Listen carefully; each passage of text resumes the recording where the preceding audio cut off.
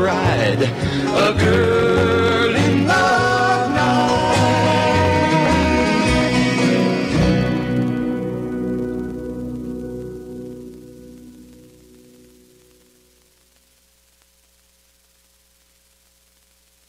You are listening to WOOP-LP, Cleveland, Tennessee. WOOP FM is a broadcasting service of the Traditional Music Resource Center, and we play America's original music.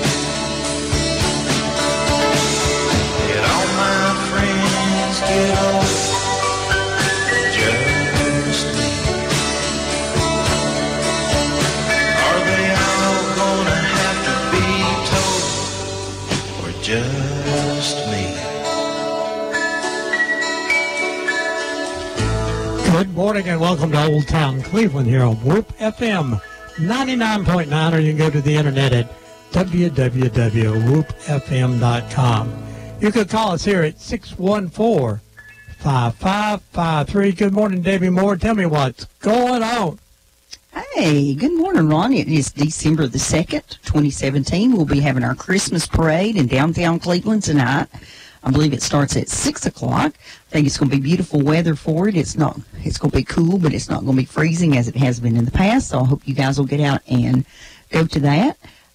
Today we have Willie Gregg with us. We're going to be talking about the Christmas season in Cleveland and growing up in Cleveland and working downtown in Cleveland. And she's one of your favorites. We always get lots of calls when Miss Willie's with us.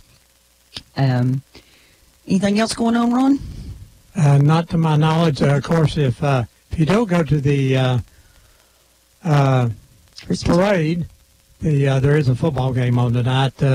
Auburn and Georgia will be playing for the Southeast Conference Championship. I don't know what time that is, but probably after the parade, probably 7, 8 o'clock. So just for you, a lot of things happened in sports this week, Ron, but let's not talk about that. Let's talk about the Bradley wrestling team. How did they look Thursday night? They took on a very powerful Baylor team, which is always a very powerful team. They lost 37-30. They both won 7 matches each. Baylor was able to win due to some bonus points. They got a couple more pins.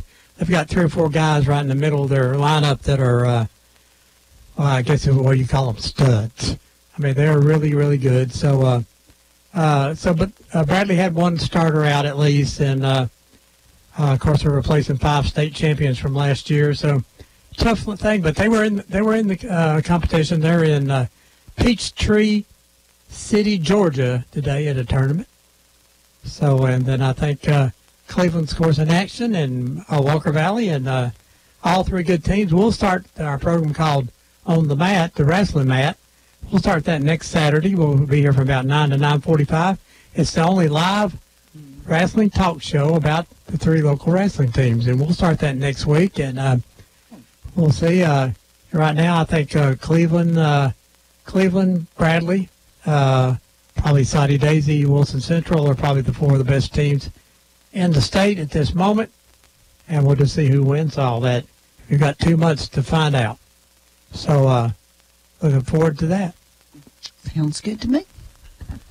So, and I also like to say, our good friend Dwayne Shriver, who's part of our wrestling mat program, does a morning program here now, and I think it's at 6 to 8. I have no idea. I just know it's every morning. Anyway, Dwayne Shriver here, he's playing 50s, 60s music, talking about local things going on in our community. So tune in. That's 7 a.m. 7 a.m. till how long? Well, this is WOOP. They don't give such information as for how long, but I would say it's an hour. Hour and a half, something like that. Anyway, so listen to Wayne. Like I said, that will be, it's on Monday, Tuesday, Thursday, Friday. Wednesday is Backfire. If you like yelling, that's where we have our political show, and people yell for an hour. So We were listening to this morning. The only thing it makes me want to do is argue with the radio.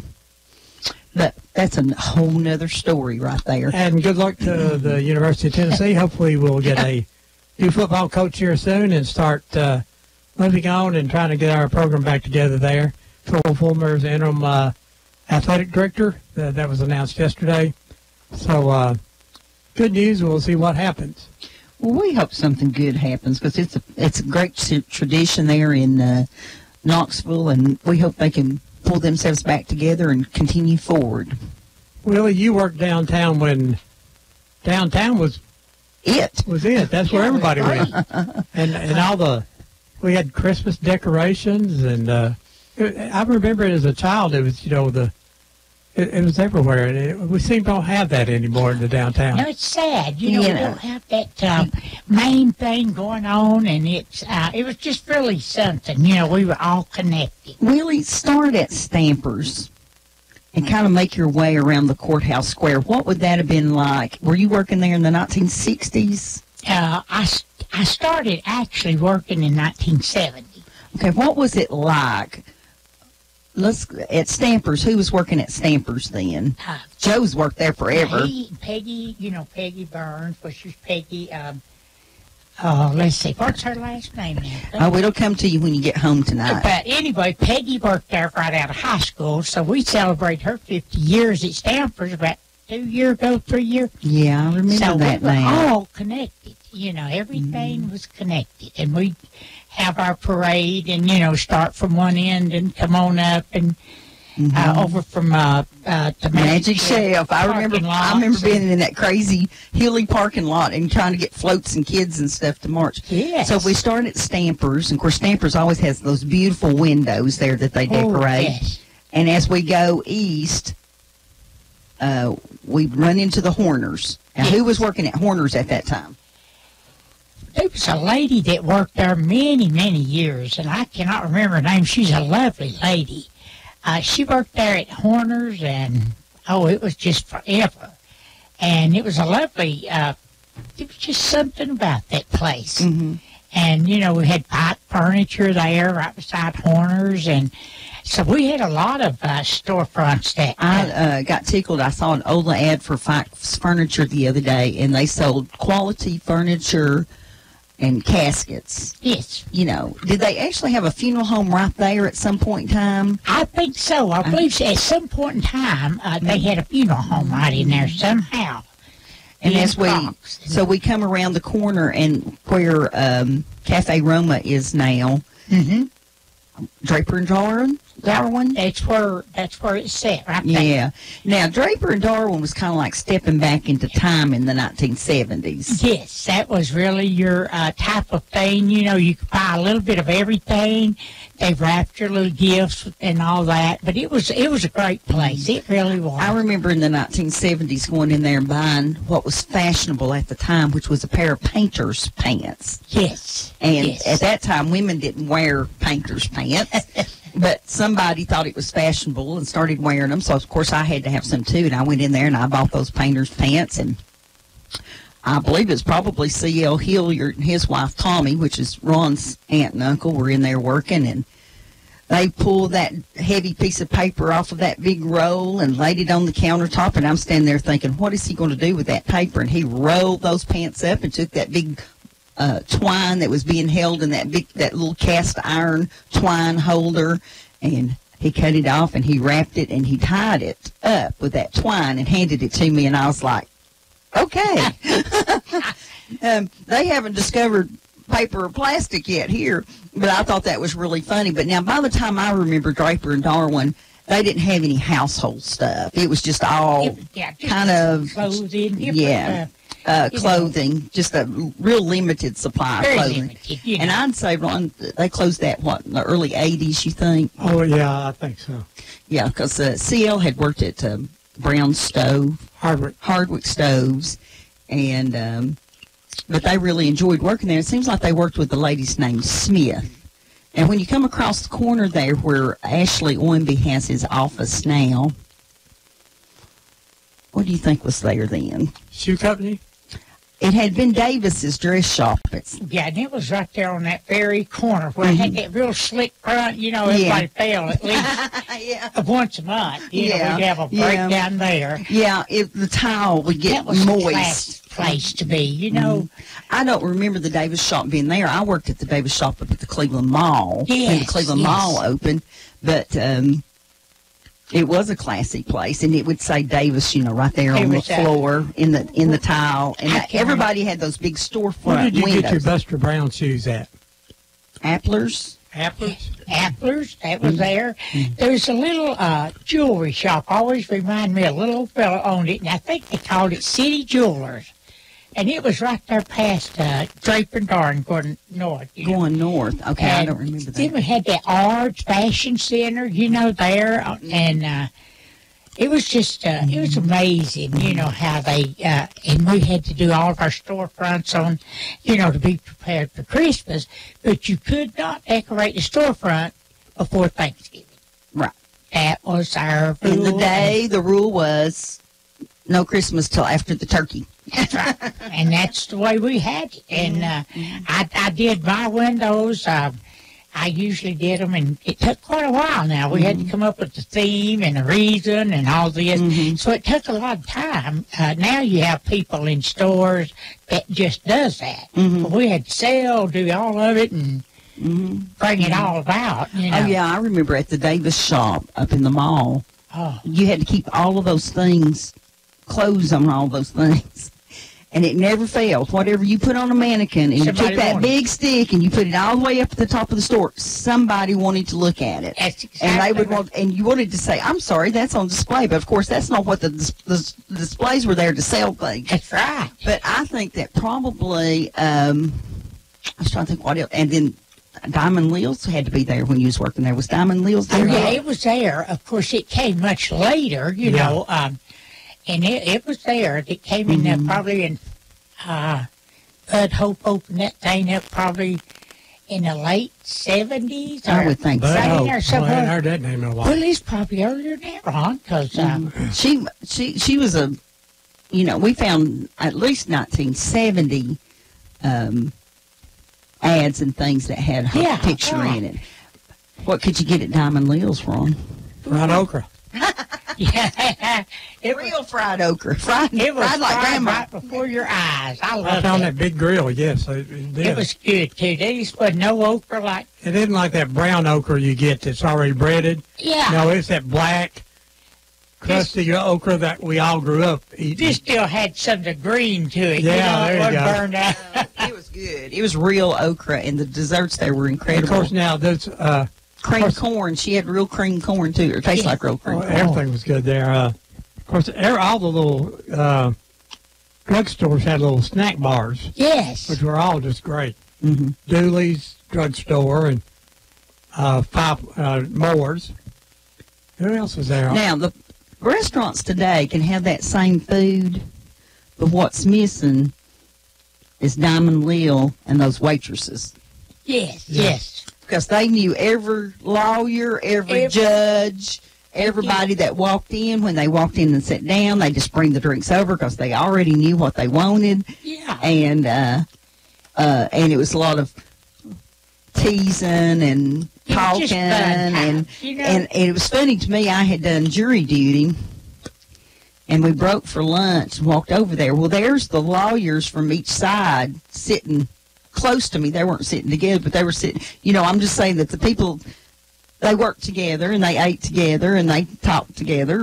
But Diamond Leal's was always a fun place to go. And I believe Cooper's was down through there somewhere. Cooper's right in the middle Yes. of the block. It's too. If you're facing Cooper's, it would be Diamond Leal's is on your left. And Cooper's is where you went and got your baseball gloves, your sheet music, and your black diamond strings for us old guitar players.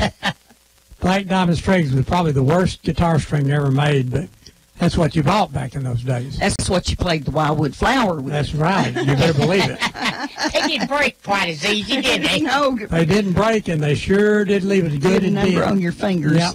Yeah, right. that's right. I had forgotten that they had guitar strings. Well, they had guitars and cleats and gloves and help you softball. order uniforms. And I know that when my cousin Steve Clayton owned it for a while, probably in the late 70s and early 80s, and back in the back somewhere he had found a uniform from, I guess, the 1920s or 30s, and it had quite a bit of wool in it. And we both got a big kick out of the fact that people they was tough. They'd wear that wool during those hot summer months and play ball. And you could get all those penny candies, too. There's just jars of them. Go down there and pick out a bag of candy, and it costs you a nickel or 6 cents. Now, and so did you work on the corner there of that block across what was the name of the store you worked at, Willie? Thomas Hill, Bledsoe's, you know. Mm-hmm. But when I started, it was Thomas Hill's where the old Merchant Bank was. Yes, which is on the east side of the street. Yeah. I don't remember the Merchant's Bank being there, but I remember the store being there. It was really, something. That Merchant's Bank, it had all that marble.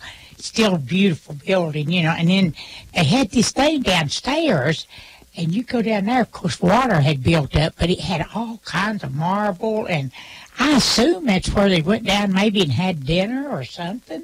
It was a big place down there, but it was sure spooky when when I got there. It was too much.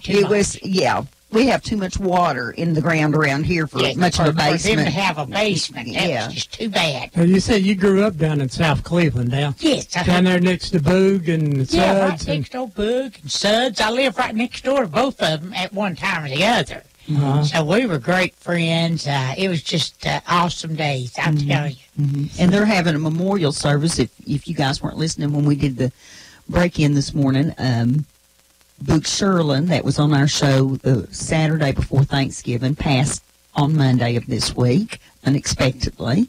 But he had been sick for quite a while. But we sure will miss him. They're having a memorial service for him this morning, starting at 11 o'clock at Mount Olive Church of God. It's a celebration of life. Yes. Boog would want you to know it's a celebration of life.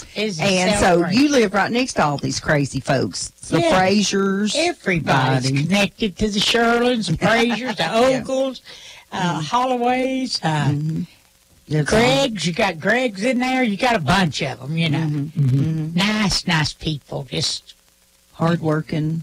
Now, who were your parents, Willie? I was a Crumley. You were a Crumley. I was, and no connection to any of those people there, but I grew up right in that area, and it was really, it was fascinating to learn so much about everybody, and know. And you knew your neighbors and your neighbors' neighbors and everybody. It was just fun, fun time. We'd play on that graveyard hill up there.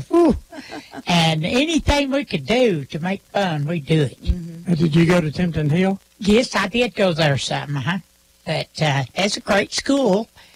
I was more accustomed to a smaller school, like in Blue Springs, at one time. And so, but I had to learn to adjust to Templeton Hill. It was one more place to be. Big. Now, when you were growing up down there at the bottling company where Mr. Connolly has his electric company now, were they still bottling down there? Yes, they did. They bottled right in there, yeah. What kind of work did your dad do? My dad was like a builder. He worked on schools and all, and so that's where he was at. East Cleveland helping renovate some of East Cleveland School, and he became paralyzed because he fell through the rafters and hit a wheelbarrow of concrete block. So at 42, he was disabled, That's not good. So did your mom have to go to work then? Well, actually not right then, but sometime later she did, What did she do? She worked at the enamel plant. She got a job there. Well, we worked at Cherokee Hotel now. She was there first, and that's where I learned all of my things. I got to help her do anything, and she worked in the restaurant? Yeah, well, no, actually, she worked in the kitchen. So she worked back there where you wash dishes, and she worked, Floyd and Si, they were the chefs, and they were really, so I'd go in there and help her, but that was a lovely place. It was a fancy place at one time, wasn't it? Very fancy. Everybody went there for their banquets. Everything, And I loved it. Tell me about the cooks. I don't know about them. The people that were cooking in the kitchen with your grandma. That was Floyd Smart, I believe, and Cy. I can't ever remember, but he was a big, tall guy. And man, they were chefs. They really were. And were they local people, or did they come? Yes. Okay. Floyd Smart, yes, he was. And then Cy, and there was a Miss Speller and another little lady, and they had one of them had a son, so that's who ran the hotel.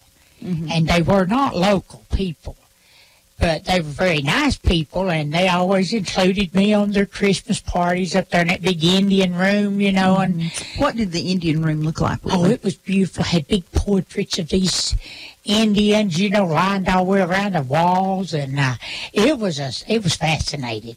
Mm-hmm. And my mom finally moved on up, and she got to where she would go in and help clean the rooms, you know, because in those days there wasn't a lot of jobs out there available for women, you know. So she got that job, and it was so I'd go up and help them and watch all those big people come in, you know, and spend the time there. A lot of fun days in that era. There's a guy here in town, I think he's moved to Florida now, Michael Lawson. His mother worked there, and he thought that that everybody ate with silverware that said CH on it. Yeah, right. He said they had pillowcases and plates and monogram and stuff. Yeah, that was really something back in its day. Now, I don't know what the city of Cleveland's going to be able to do with it, but I understand that it needs to be refurbished, and maybe we can get something. So. Yeah, it's reached that point. It's 1980s refurbishing is gone. I think that'd be great. 1925 era when the building was built. So the first thing a lot of famous people stayed there. First thing they could do is tear out the elevators and put in new ones. Oh, yeah, Miss Ella. Remember Miss Ella talking about the elevators? Yeah, they were pretty scary. They were scary because you might get where you're going and you might not get where you're going. Exactly, so it's time to get... You don't want to jump over them things if it was. No. But anyway, I know Walter Cronkite stayed there one night. He was on a road rally race, and maybe up in Polk County somewhere, he either had engine trouble or he kind of ran off the road and broke something that he couldn't continue. And he was brought to Cleveland, where he spent the night at the Cherokee. I think that might have been early 1960. Yeah, and then, of course, he had the guys from Wild River stayed there. Yeah. That's probably in that time and right in there. 1959-ish, something like that. But I know that, like Eddie Cartwright and his wife had their reception for their wedding there, as did a lot of people.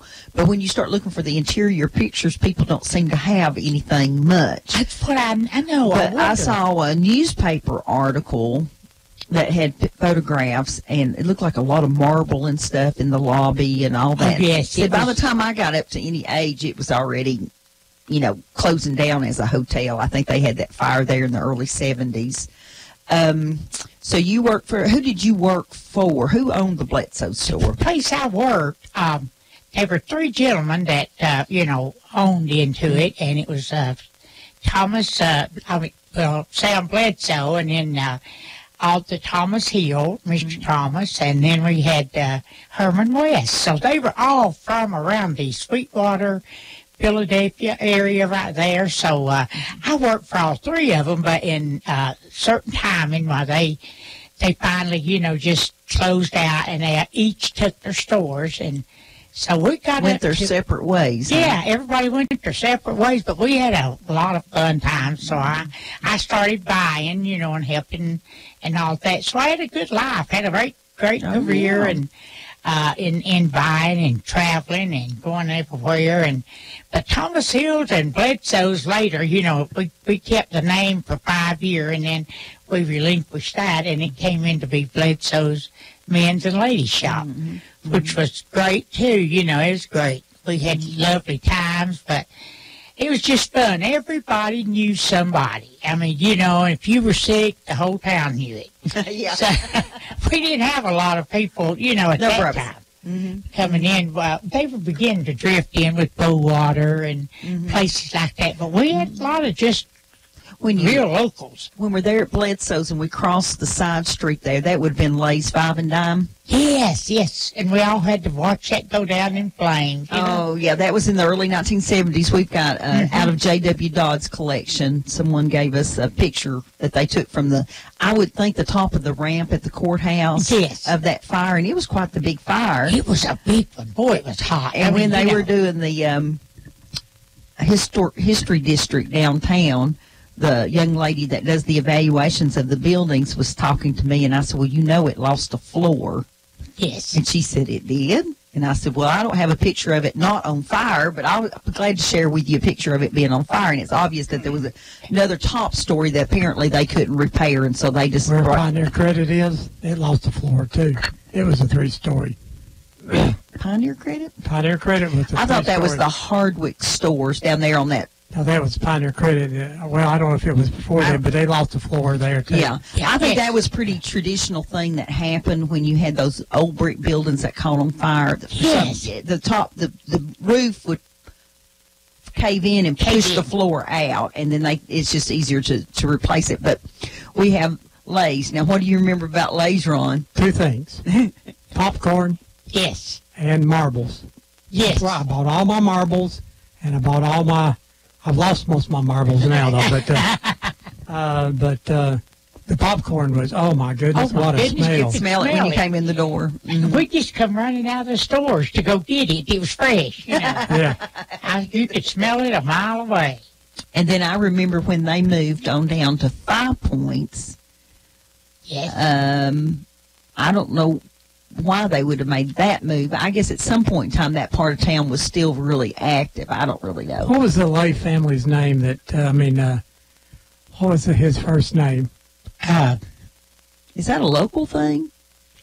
Yeah, that was local Lays owned it.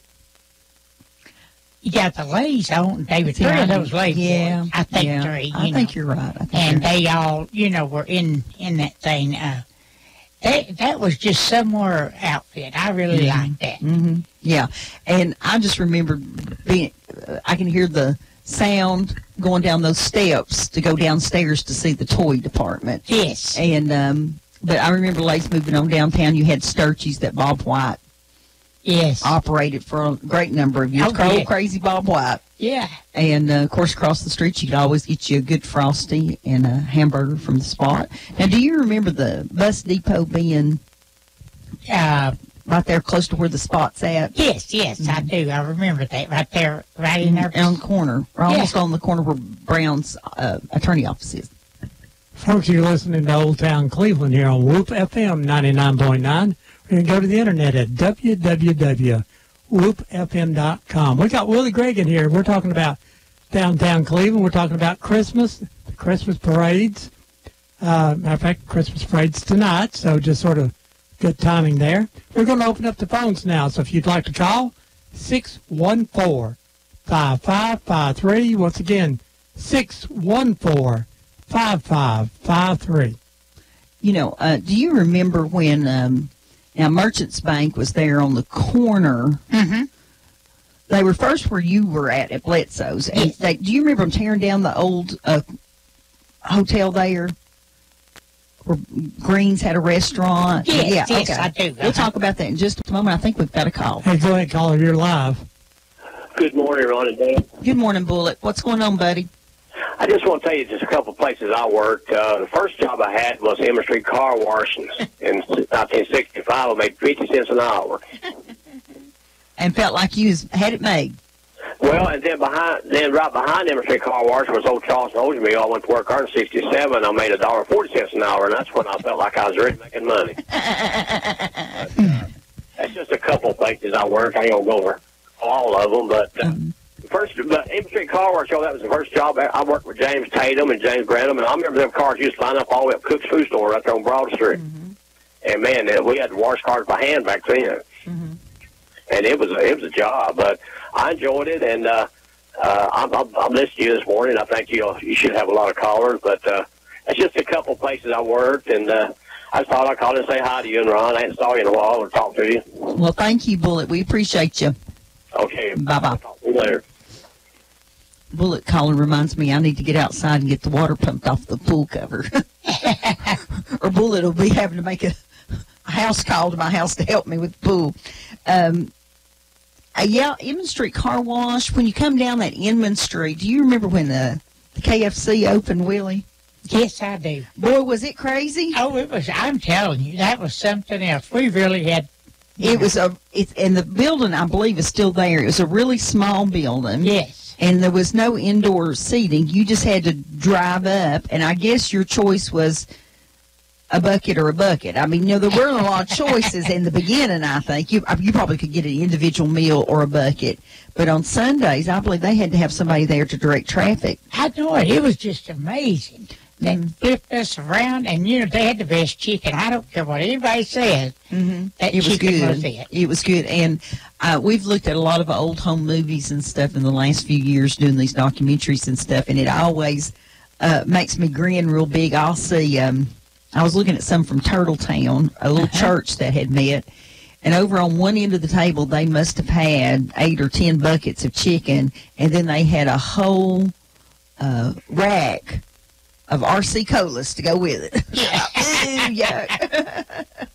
But that's just some really good memories there. But let's talk about that old hotel. By the time you were down there working, it was a mess. I mean, it had already left, I'm sure, by the time you were working.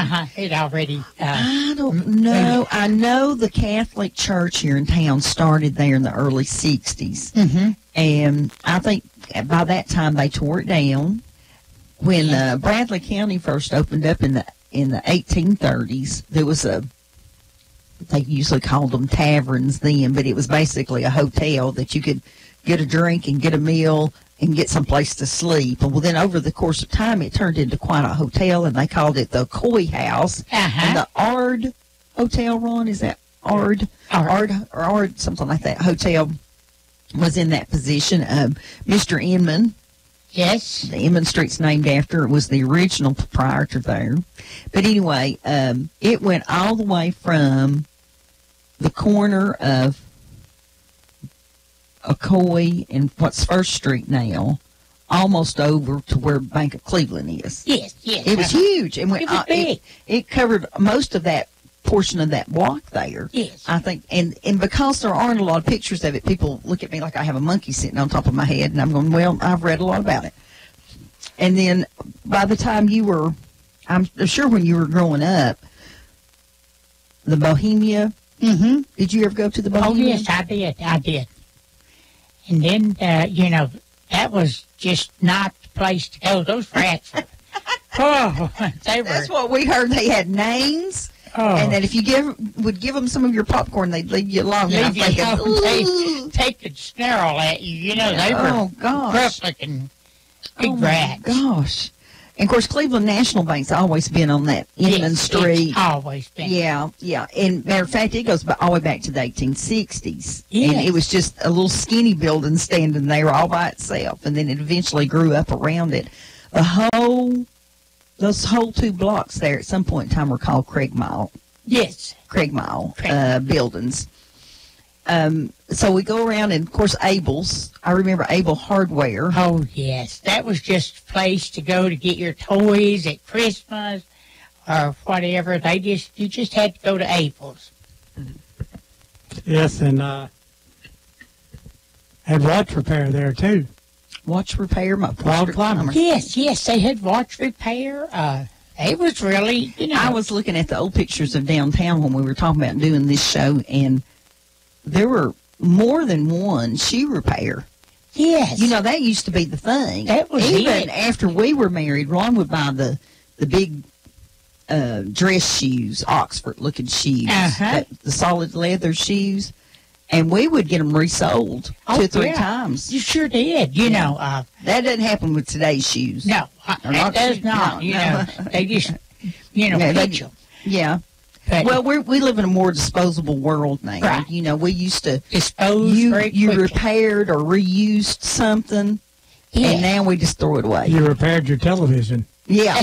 Yeah. You don't do that anymore. No. I remember my uncle coming to our house with his little black case, and he'd test those tubes. see what was Put it really in there. I think Ron's uncle did the same thing. Sure did. You know, there's a little shoe store there, right behind Draper and Darn. That little, there's an alley there. Yeah. And he was a little guy, big, tall guy. And he was one of the sweet, but he was Mr. Hill. Hill Shoe Repair. And that was the place to go right there, you know. Or they had Leonard Taylor Shoe Shop over on, around 3 Point there, right down from the Elks Club. Now, it's probably before your time, but I remember seeing a picture of the Princess Theater, and they had a shoe repair shop next door to it, too. Yes. Sure did. And I know that probably Bledsoe's and, of course, Appler's, also shoes. Yes. And the children's stores. Oh, yes. Oh, yeah. If you could go to Pendergrass's and get your child's foot sized. And there's nobody around does that anymore. Hardly ever. I remember our daughter's 33, and she had a little crooked leg, you know, and the doctor just looked at it, and in those days, this is what they said. They said, you go down to Chattanooga to Eastgate Mall, and there's a man down there that knows how to fit those white, clunky, hard-soled little shoes that they wore when they first started walking, and that's exactly what we did. She went through a couple pairs of those and straightened that leg out. I used to get Buster Browns when I was younger, and yes, just for that reason, they would, one shoe would be one size, one would be the other size, and I mean, so you actually could get customized shoes. Now you go to Walmart and buy what's in the box. Yep. Or all the other big box stores, not just Walmart. Yeah. Pick on them. And they're basically disposable. You wear them a little while and they're gone. But that was one of the things, and we talked last week, I think it was last week or it was the week Boog and Suds was here about blue jeans. Yes. You put those on the little boys, but before they ever wore them, you'd put those heated decals on the inside of the knees to protect the knees because yeah, they all would. Boys went outside and played back in those days. Yes, everybody that wouldn't got on their knees to play in those days, marbles. Go ahead, caller, you live. Good morning. This is Patty Hamilton. Hey, Patty. Good morning. This is the best show. We always love it when Willie comes because everything's funny and she laughs that laugh. Listen, on Saturday, my aunt owns University of Beauty. Remember that? Oh, yes, upstairs. Now, where was it? No. This was right on the corner behind William Brown, just down the way there. Yes. Uh-huh. They had the most beautiful window. Remember the window? Yes. But anyway, those gals on Saturday, my mother would go to that school. They had me hopping. I bet I made 25 trips to that spot for those ice cream for those places. But they were... Oh, you were buying ice cream for them. Oh, how funny. We would go down there on Saturday, and we would play with the wigs. We would get to go in the back and play with the wigs, but during the lunchtime, the gals would give me the money, and I'd run to the spot for them and get their food for them. But it was the best time. It was a wonderful time. You need to go on YouTube and Google the Spot's last day. There's a little video on there that we put on our little restaurant video that shows them selling the last hamburger and shutting down, and it'll bring back so many memories. Well, thank you. It's a wonderful show. Y'all have a good day. All right. Thank you, Patty. Bye-bye. Bye-bye. I didn't realize her aunt had owned that place. That is funny. And I remember University of Business, the business school, Yes, the business school. that was up above the Spot. Matter of fact, when you go to the Spot, they still have the original sign there in the ladies' room that says that the business college is upstairs. And I think Stax Mayfield had an office upstairs there, too. Yes. Yes. And that's when the pool hall was bigger than the Spot. Yeah. You know, now it's a pretty good sized room and stuff, but back in the day where you sit now was actually Max Pool Hall, Yes. and just that little bitty kitchen part was the Spot. Yeah, that's it. And you can see that in that video that I'm talking about. Oh, yeah, I need to look that. You need to look that up because I'll it's do so that. funny. First of all, the guy comes in carrying a video camera as big as a baby up on his shoulder. And it's George Nairn one of the Yeah. Connor boys and somebody else, and they come in and they order chili. Well, they're already out of chili, and they're not too happy about that. But I think probably what I enjoyed most as a child or anything there, other than the taste of the hamburgers, is watch them to come flying through the air. Oh, yeah, when they threw them. Oh, that was the greatest thing. And then they throw Coke bottles, too. Yeah. He would actually open a little 6-ounce Coke bottle and throw them. Mm-hmm. And I And always thought, they'd arch, and the guy would catch them and just sit them on the counter. and of course, you had to have you a That was a Frosty. yeah, it's Frosty. unique. Oh, you know? wasn't that great? Well, it's just us. It's hometown Cleveland. If you want to get a spot burger, they still there. They don't have the Frosty machine. There's some one little tiny, teeny tiny part in the malty machine, the Frosty machine there that can't be replaced, and so they haven't been able to serve Frosties in a while now. But you can still get the hamburger, and bless their hearts, those folks down at the Rebel, they can still make the Rebel gravy. Oh, Yes. isn't that good? So go down there and see them, and they've got their traditional Lotta burgers, and they have biscuits and gravy, just like Ruby would make. Yes. Didn't we love Miss Ruby? Oh, I know it. They were just, it was just something. You know wasn't what? Deb liked her, don't you? it? Yes. Because we went in there one day and she told Chip, says, "What? That It's Ron so sure is nice sweet. bringing his daughter to breakfast every week." I sure did like that compliment. I'll never forget, we were at a wrestling tournament one Saturday morning, and some folks came in at Bradley, and they dropped their son off, and they were going to have quite a while before he actually wrestled, because, you have to do all that preliminary stuff. And he said, "Where can we get a good breakfast?" And I said, "Well, you just go down to the end of the driveway and turn in, and you'll be at a place called the Rebel.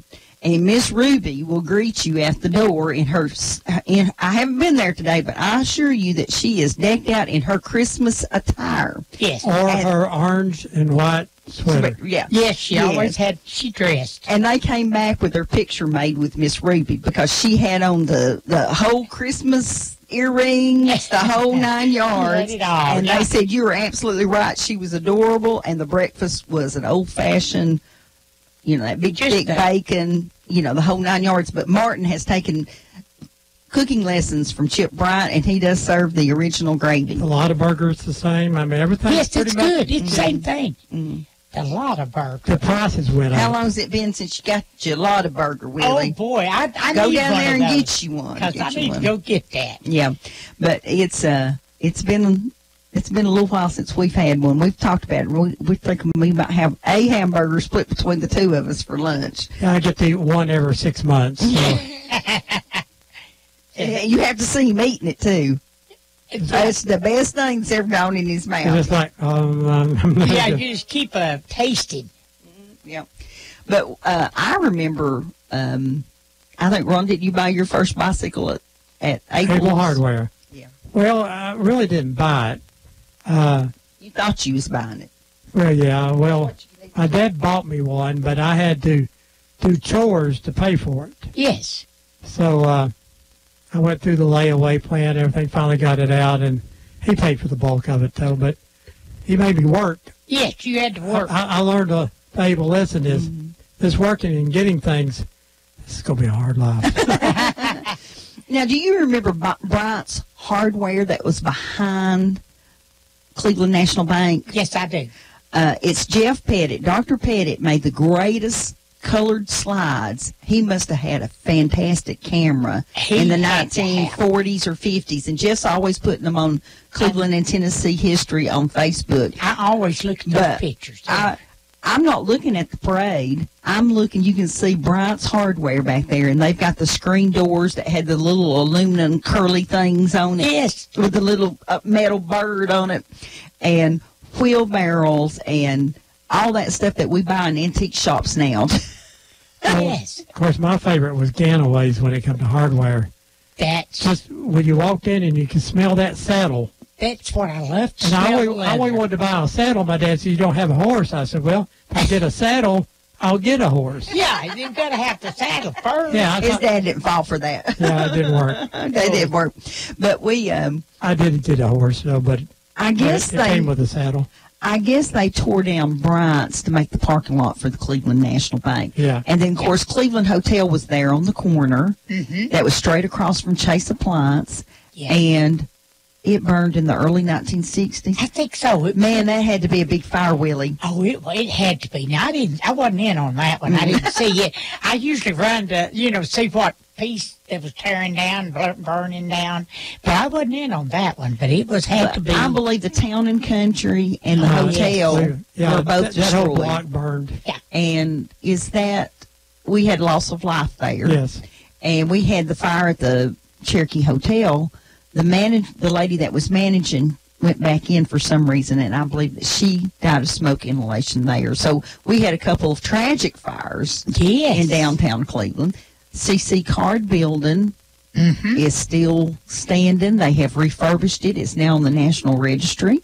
Yes. And do you remember close to, when you're going on down the street, close to Otasco's, where, help me with her name, the Lillards? No.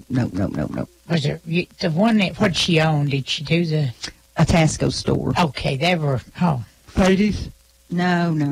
It'll pop in my head. Ladies later on. Reinhardt Lackey. Yes, See, that's it. if we just sit here and look at each other, it'll come to you. Miss Reinhardt Lackey's still alive. She must be 100. Mm-hmm. And I tell this often, but it's the most enjoyable story to me. Ron was doing a presentation about the Scopes monkey trial in Dayton and how, it was just a big publicity stunt and stuff, and everybody listened, and they clapped politely, and this little hand goes up in the air, and Ron said, "Yes, ma'am," and she said, asked her if she had a question. She said, "No, I have something I'd like to share."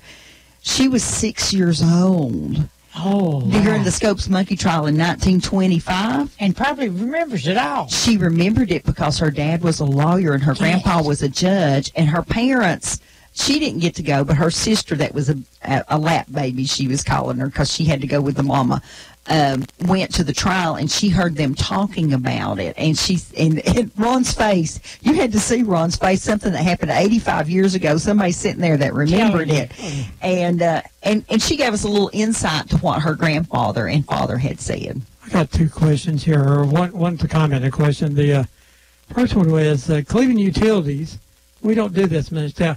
Used to sponsor a Christmas lighting contest every year. The JCs were co-sponsors with them. And so you'd decorate your house and you'd pay a small dollar fee or something to get judged, and you won $25 or something of that nature. And we used to have elaborate houses all over Branson Mr. County. Moore, Moses Moore, Up on behind Northley School. That's where I love to go. He had the most big plastic chunky things in his yard. And they were pretty. They were pretty, and he took great pride in it, from what I understand. There are very few now in comparison, but a very interesting story is that the JCs would always help appoint the judges. So we appointed a guy from Cleveland Utilities and a JC, and we appointed a guy from the Chattanooga Gas Company, which was a direct competition to Cleveland Utilities. Oh, and yes. So everybody thought that was he even thought it was a hoot, too. So I just... The second But thing, now, I'm sorry, Ron, Bluegrass Circle down on Blue Springs Road, we used to go circle that because every single house was lit up. Yes, everyone. In later years, Foxfire. Mm-hmm. And I don't even know if anybody out there knows. Of course, we know that there's the big one up on the end of Raider Drive that goes set to the music, and the big one down on Blue Springs. Yes. But you get out now and you drive to find anything. Yeah. Yeah. I think everybody take it inside. Now, The inside, or it's, something you plug up and it just shines lights on the outside of your house. Yes. That's no fun if you can't fall off the gutter putting up your lights. back before when the Christmas season got here, I'm sure there was a Downtown Merchants Association. Yes. So did you guys all get together and say, this is going to be our Christmas theme? Yes. Or is this what we want to do in downtown? Or Cleveland Utilities wanted to put up all the lights. Yeah, because, you had to know, and they had a theme. They would come up with a theme. They'd have a, and it was just amazing. And, of course, you decorated around that theme. Mm-hmm. Everything went together. And then there was a big prize for whoever had the prettiest show front. Oh, okay. And Was there no Santas allowed in the windows, or did you leave? Well, I would think at that the time they did have Santas running up and down the streets, and they were just amazing to me, you know. But Santas they'd come out, especially on Friday evenings. You know, we stayed late at night.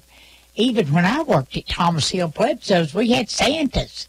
Now, when most of the time the Christmas parades were held during the day.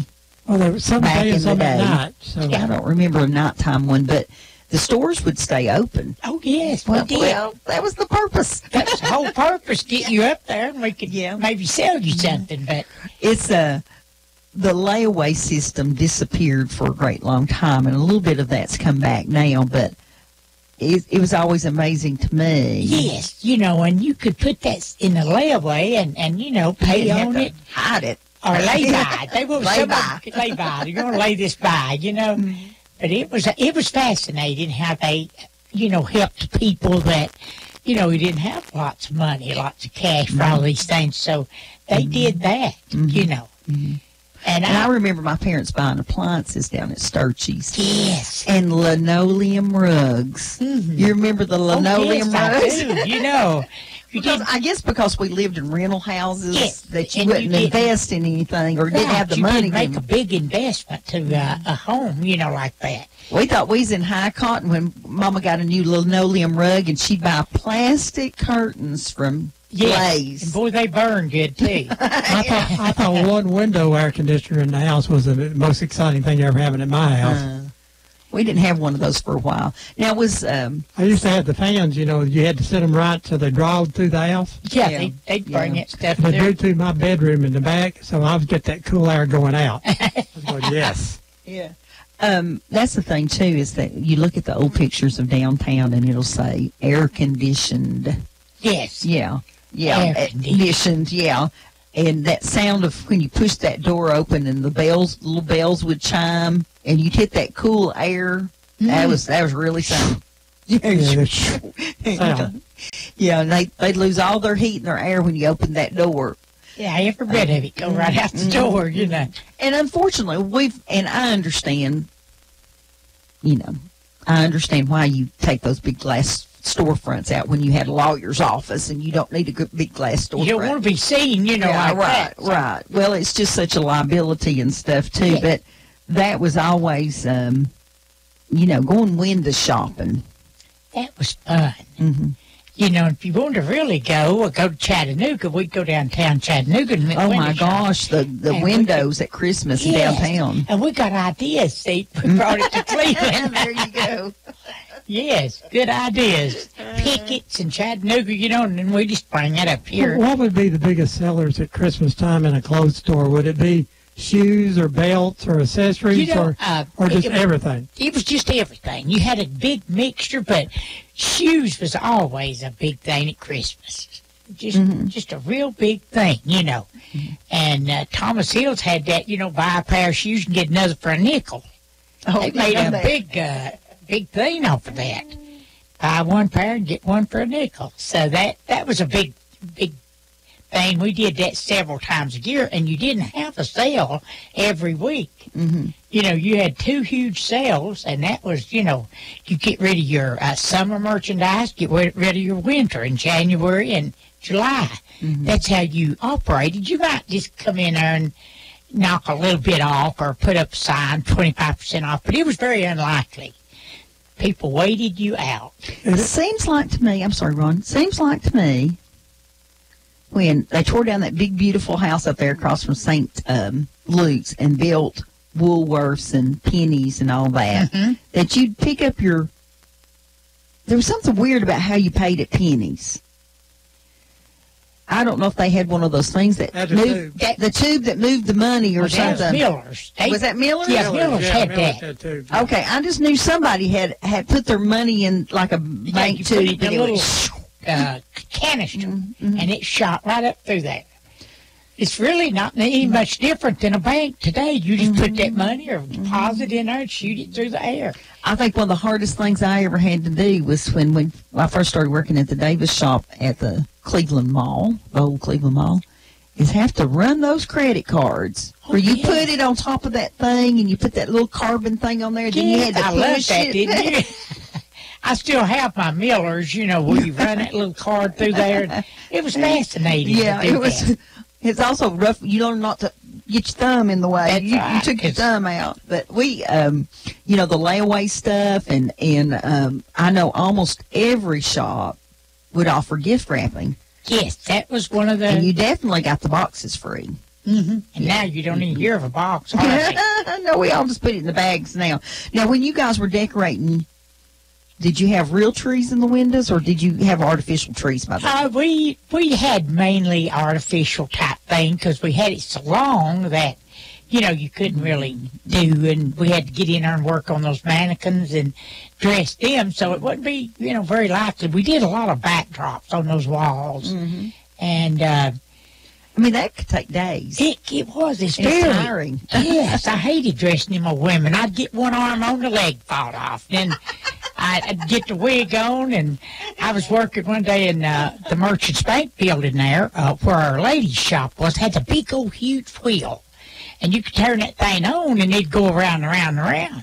Well, this lady I guess she got drunk or something watching it, and so I didn't notice her being on that step-up thing there where the bank was. Well, she fell. Well, I thought she broke her neck, but her wig came off. And it was really, but we had to dress every window, and we had to stand on these bunkers to get them women back up in that thing. And it was fascinating. But that lady, I tell you, she scared me to death. I thought she broke her neck. So on Saturday, when the street preachers and things were downtown, did that draw in a lot of business for you guys? Well, really, a lot of people came and everything, but it didn't draw a lot of business. But we never said nothing about it. We never did Complain get or no anything? complaints on that, because that was something that was part of Cleveland. Unless Mr. they come- Billingsley. Unless they come across the street in front of your store. Yeah, now they would not leave the square. That's Yeah. good. They couldn't. They were not allowed to do that. So Oh, we didn't. okay. We didn't have I didn't to know if there run. was rules or not. Yeah. But it was fun. I'd stand out there and watch them pick and sing, and it was usually around 10 or 11 before anybody got there. Did you ever go shake a rattlesnake? Yeah. Did you ever go over there and grab one and go? Yeah, yeah. Yeah, not me. I can see Willie doing that now. Not on your Tambourine. life. Yeah, she's shake a tambourine, Ron. Yeah, she said. that's it was fun days, though, but we have a lot of good memories to go back on, and I'm proud my son, Jamie, can remember a lot of that. Yeah. So he's at the age he got to take it. Reminiscing some. Well, let me ask you this. When you got ready to decorate at home, where did you get your decorations? Well, we tried our best to hit Miller's because they were the best at half price after Christmas. Oh, okay. So we would go there and just really get some of those good buys Yeah. and yeah. save them up for the next year. Right. I remember my mom even saving, pieces of paper that didn't get too badly torn and stuff. Yeah. Because she had 4 kids to wrap for. You couldn't afford, she'd couldn't save afford the all that wrapping paper. paper to Right. wrap again. And we didn't care. As long as we got something. That's true. Newspaper's good for me. Yeah. I've gotten stuff wrapped in funny papers too. Yes, that's a comeback. Brown bags. Yeah. Just the Put plain little brown crisper- bags. Yeah, you could draw on those things. They were. Folks, it's our mid-morning break coming up here now. We've had Willie Greg in here talking all morning about downtown and Christmas, and we're going to talk a little bit more about Christmas stuff and memories you have about Christmas, or what doesn't happen at Christmas anymore, or does happen that's different than it used to be. And we'll be back here in a few minutes. Every week we always play a song called Gone Home. We got 3 people we'd like to dedicate that song to Well, actually, a today. few more than that. We Okay. have, of course, Mr. Jim Sharp that came to Bradley County Oh, as yes. principal of Cleveland High School and has been responsible for building some of our nicer neighborhoods over the year. Our sympathies go to his family. Jackie Chase passed. That is the brother of Dean Chase. Our sympathies to that family, too. 19-year-old Carter Smith passed this week. And a World War II veteran, Leo Vital, Greg Vital's dad, very active in the community of saving history, Greg is, and our sympathies go to Mr. Leo, who was in his way into his 90s and was still doing extremely well. And then our good buddy, Boog Sherlin, that was on our show the Saturday before Thanksgiving, passed this Monday, and our sympathies and love go out to his family. And Celebration of Life starts now. Yeah, now, when we told them we would be on the show and we couldn't come to the Celebration of Life, they said, that's okay, it'll start when y'all are playing Gone Home, and Boog would have liked that. Yes. So Boog loved that song, so here we go. All right, folks, we'll be back here in a few minutes on Downtown Cleveland. Hello, I'm Johnny Cash. And you're listening to WOOPLP, Cleveland, Tennessee. Whoop FM is a broadcasting service of the Traditional Music Resource Center, and we play America's original music. Flex160.com. Cheaper than a payday loan. Flex160.com. Title loans got you bogged down? Flex160.com. A better money solution. Flex160.com. Flex160.com. Flex160.com. Did you know that U.S. Money Shops cashes all checks, even the ones most check cashers reject? Tax refund checks, government checks, payroll checks, and many more. And when you cash a check with U.S. Money Shops, we'll give you 10% off your next purchase. At U.S. Money Shops, we have everything you need at a fraction of regular retail. So stop by one of our 11 locations or visit us online at usmoneyshops.com. Buy or sell or apply today the better way at U.S. Money Shops. Some restrictions may apply. See store for details. Matthews Pool and Spa Company, located in Cleveland, Bradley County for over 45 years. You know them. They're your new swimming pool construction and supply company in Cleveland, Tennessee, now with 4 generations of Matthews to serve you. Matthews Pool and Spa Company, for over 45 years, your swimming pool construction and supply company, spa or hot tub installation and maintenance. Get all of your supplies for your pool or spa right now. That's the new location in the old Quinn Electric Company building behind KFC at 2724 Key Street in Cleveland. Call Matthews now, 476-4521. You better get your order in now for your new pool construction for this spring and summer. 476-4521. Matthews Pool and Spa Company. Gonna jump in. Woo!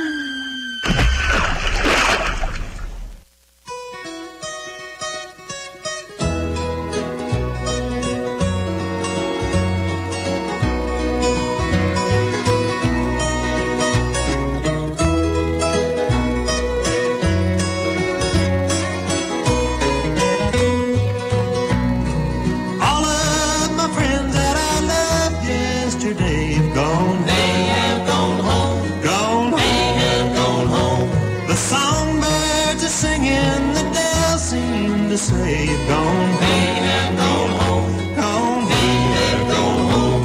They've joined the heavenly fold. They're walking the streets of pure gold. They left one by one as the work here was done. Gone home, they have gone home, gone, they have gone home.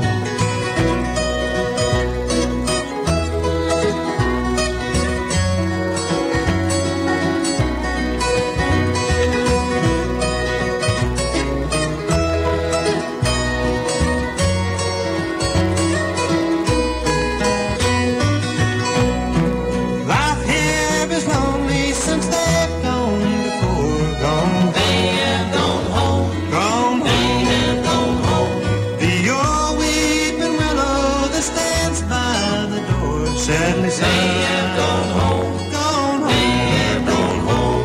They've joined the heavenly fold. They're walking the streets of pure gold. They left one by one as the work here was done. Gone home. They have gone home, gone. They have gone home.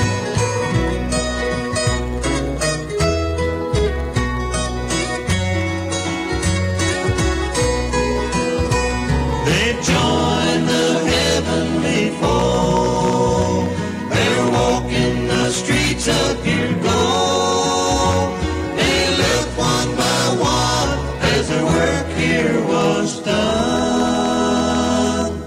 Gone home. They have gone home. Gone home. They have gone home.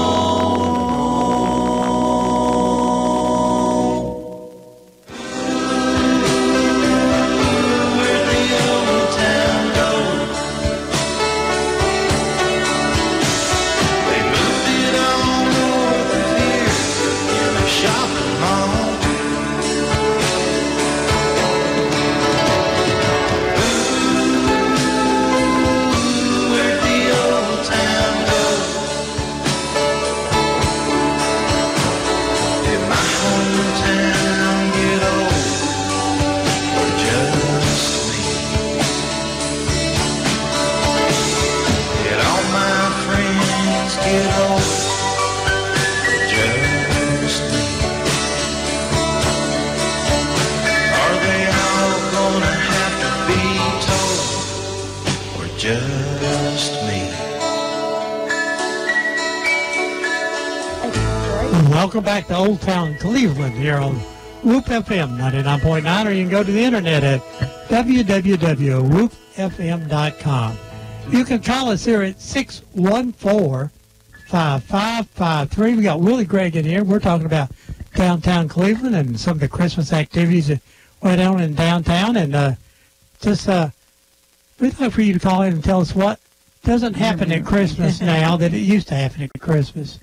Like driving around seeing the lights, or doing going out and cutting down your own Christmas tree. Yeah. Everything's artificial. Oh, like now. we talked last week, I got to be an expert at filling in the holes with the icicles. That's right. I wanted to say a big thank you and hello to, I believe her name is Sue.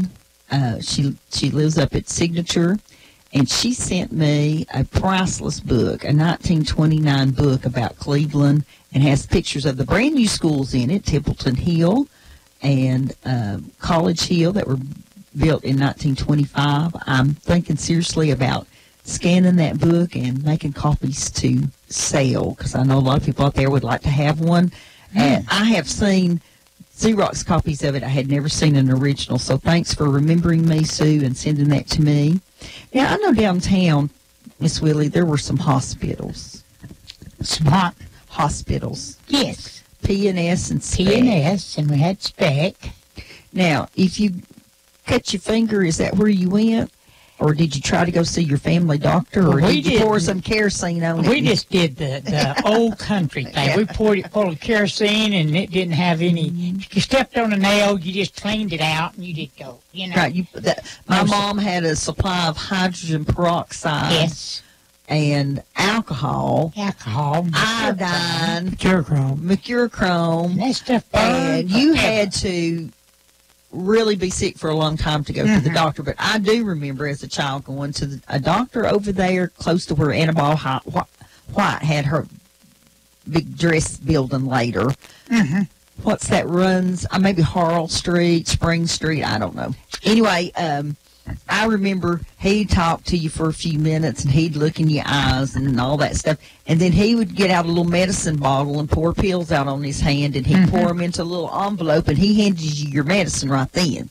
Right. You didn't have to go over to Dooley's Drug or Ted's Drugs or Moore's Drug Store or Central Drug Store. Fill your own He could do- pharmacy he right just- there. I went many times to Dr. McCoy. Yes. Then you had Dr. Garrett. You know, they were good doctors. And Dr. Prophet and Dr. Truitt. Yes. Madison Truitt delivered me. Oh, Dr. Frank Jones, all of those doctors right in there. Yeah, they were good. Good, honest people. Yes, they were.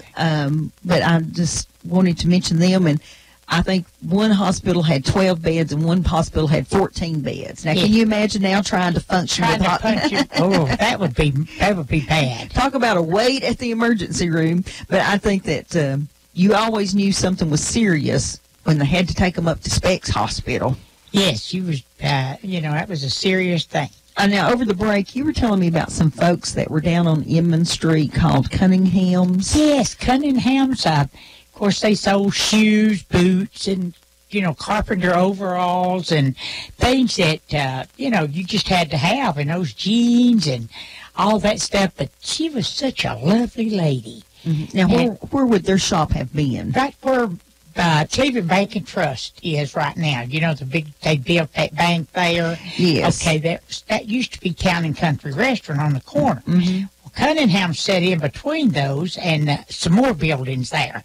So Cunningham's was there for many years, And I know we always went to get Daryl's your hunting and working clothes. Everything. Yeah. And she was just lovely. I'd go in there just to watch her make bows. She taught me how to make bows, I thought, boy, I'm really getting this thing now. So I got to learn to put them on people at Thomas Hills and Bledsoe's. And that's the way people were then, too. If you needed something as a young person, didn't know how to do something, somebody would help you. I know that the cleaners was there forever. Was it Jack White? Yes. Yes, and Jackie, his daughter, has recently retired in the They last just year. recently retired. They had that big polar bear on the front window. I love that. I didn't know what that had to do with dry cleaning. I think it was some kind of storage. It was a storage, but I always loved to look at that polar bear. And I love to go in there the way you drive through those things. It was just fascinating the way they did it. I don't know how long they were in business, but it must have been 50 or 60 years or more. It had to be a long time. A long time.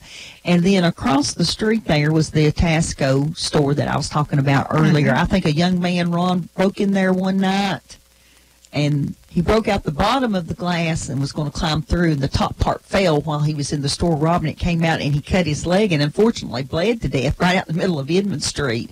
Crime did not pay for him. No, it stopped him dead. I love to go in there to see Mrs. Lackey, and when I met her as an adult not too many years ago, I didn't get the connection. And she said, your family used to trade with me. Yeah, that's how you said it, trade.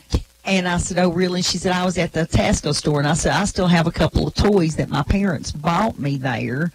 And I remember my dad going in and buying inner tubes and patches that had the little camel on the pack that you would patch your inner tubes with, because everybody needed to know how to change tires and fix inner tubes at that time.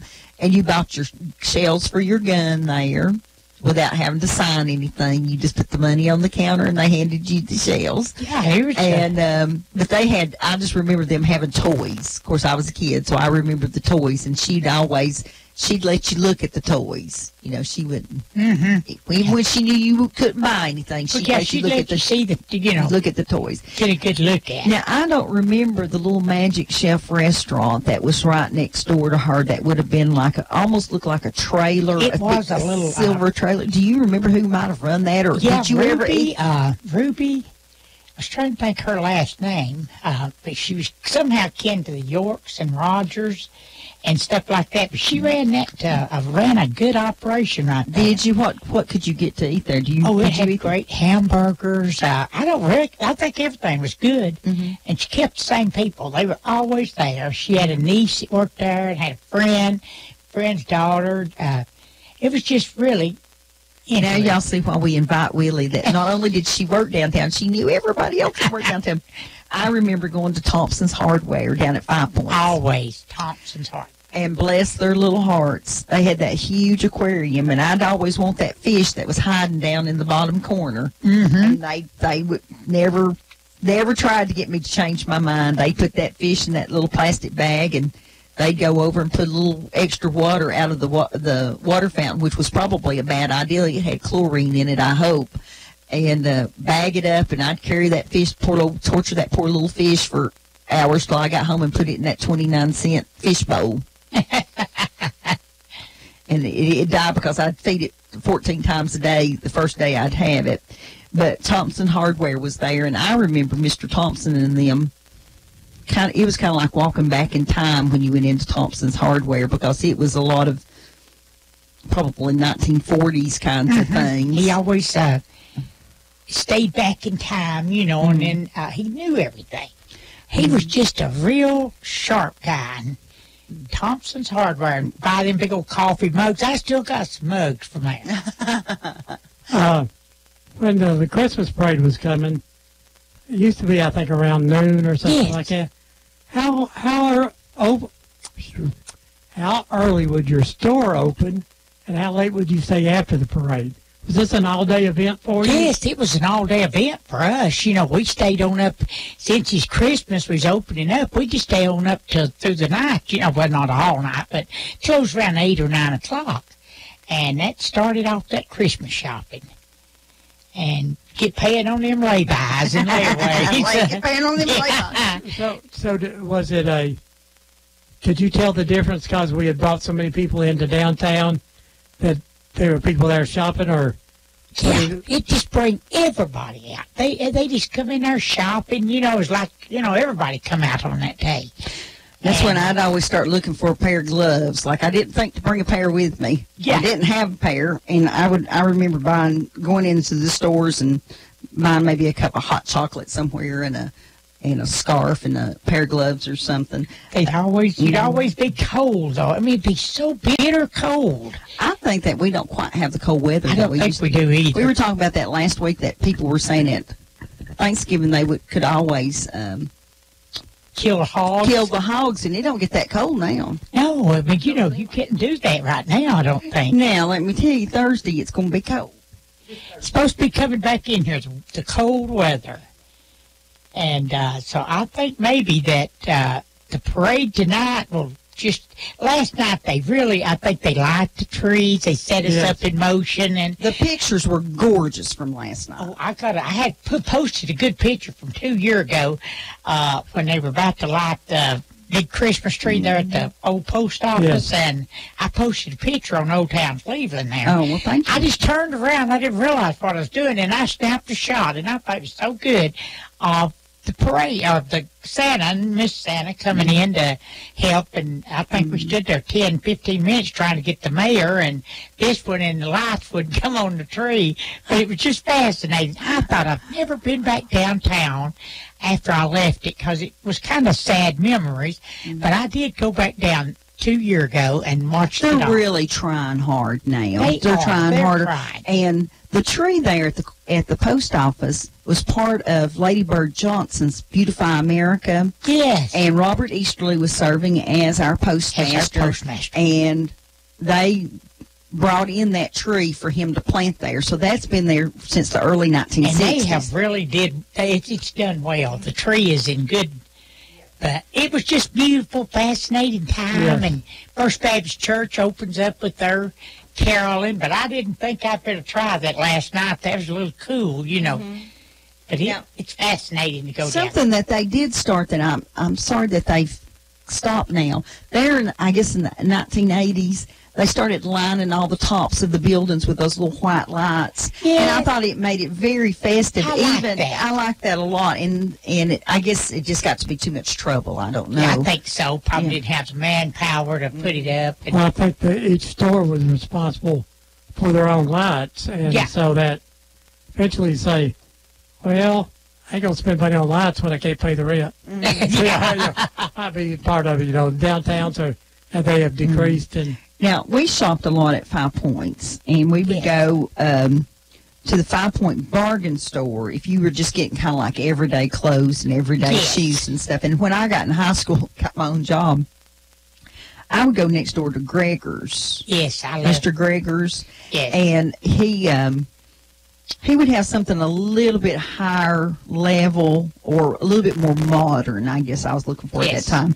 And, of course, Lay's Five and Dime was right in there, too. And across the street, the building that Mr. Moore owned that the city has now bought, I remember, we talked about one time that when the offices closed at the courthouse for them to build the new courthouse. Where Claude Clybur's office moved to. Right.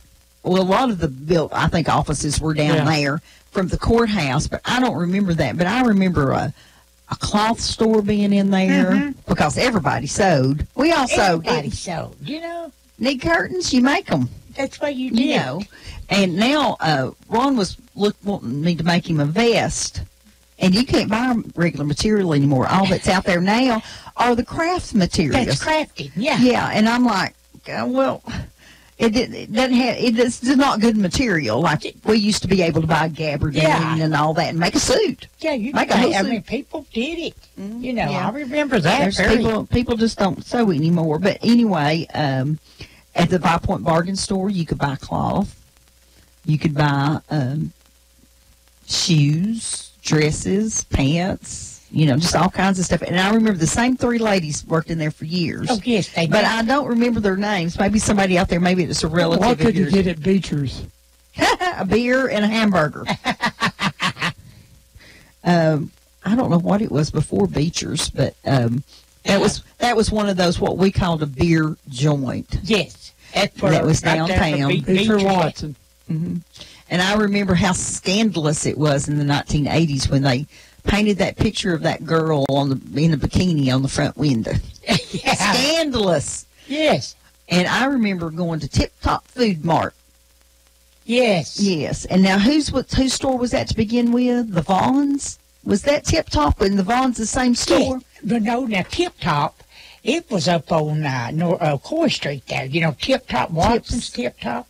But now Vaughn's and Tip's Food Store. Tip's Food Store is what I'm thinking about. That's what Theodore Tipton, later bought it from Mr. Vaughn and them, and that's where Dale and Theodore Tipton came in.